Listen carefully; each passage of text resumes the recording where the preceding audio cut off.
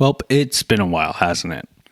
I kind of died, and by died, I mean we moved our family, I lost all hope for humanity, fell down the deep, dark, existential hole of dread, fought the physical embodiment of my own failures and insecurities, resurfaced like Batman climbing out of that pit, remember that nobody gave a shit about these videos, and gave up on life.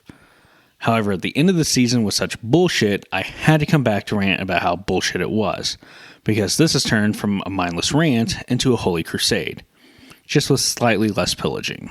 So everyone and their brother knows how Connor Zilic owned the Xfinity Series only to get fucked out of a championship by the playoff format. But you can't do this to me. You know how much I sacrificed?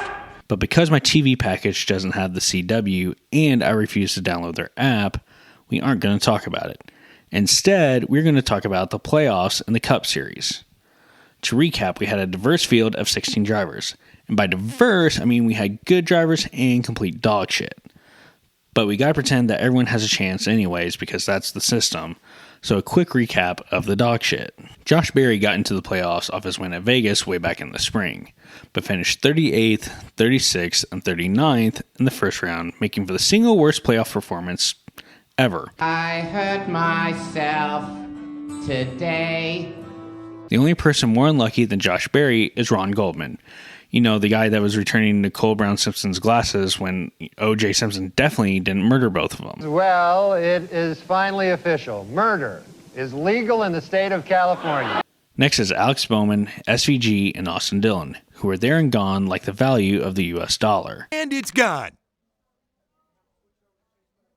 What? It's gone. It's all gone. Then we get Austin Cindric, Bubba Wallace, Ross Chastain, and Tyler Reddick being kicked off the island. Austin Cindric did so bad that he ended the season 14th, with the SVG and Bowman finishing ahead despite being eliminated 3 races earlier. Maybe, just maybe, nepotism isn't the answer. Now it gets interesting.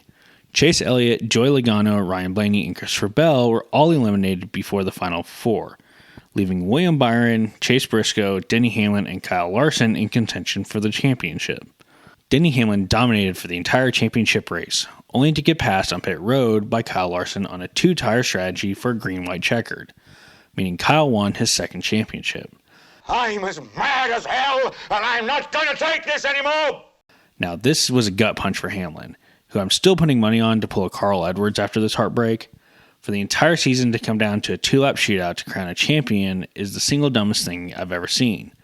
But this is what NASCAR wants, right? The Game 7 moment where it is do or die. What if I told you that neither Denny nor Kyle deserve to be the champion? What if there's another way? What if Epstein didn't kill himself? What if the Fitzgerald didn't sink when the waves turned the minutes to hours? Well, take a look at this graph. All I've done here is use the current point system, but took out the stages and the fastest lap bonuses. And what's the result? Christopher Bell would be your champion in a fairly convincing fashion. But in our world, he was not in contention come the final race. Do we see the problem? Do we understand it now?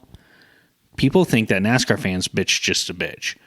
And while that's true to an extent, we just want a sport that doesn't feel like the championship comes down to 2 laps of one race because that is what the executives want. We don't want a system that ignores the preceding 35.993 races. I feel like I'm taking crazy pills! We wonder why people don't like the sport, or say they can't follow it. We wonder why the glory days of the late 90s and the early 2000s died off to the point where many tracks have to tarp off entire sections of seats. Maybe it's the gimmicks. Maybe it's the feeling the championship comes down to a game of complete chance.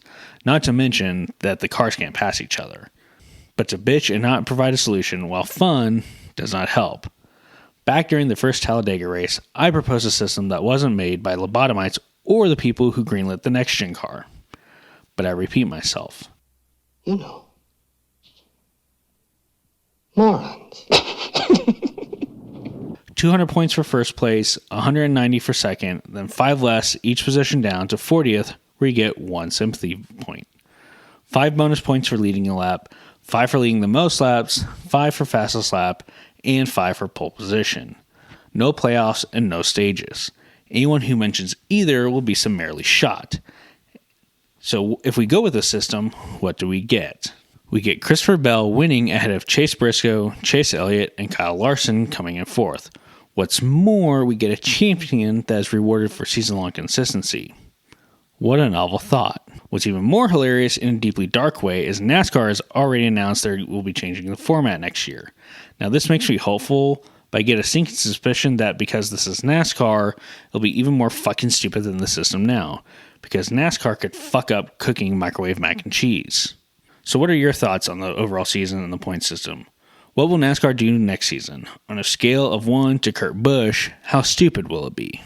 So to review, I'm only emotionally dead. Kyle Larson won the championship by publicly executing Denny Hamlin's hopes and dreams. I enjoy spreadsheets a bit too much, and NASCAR is as competent as that guy who ran the Titan Sub Company. Thank you, and remember, Daytona's only 3-ish months away.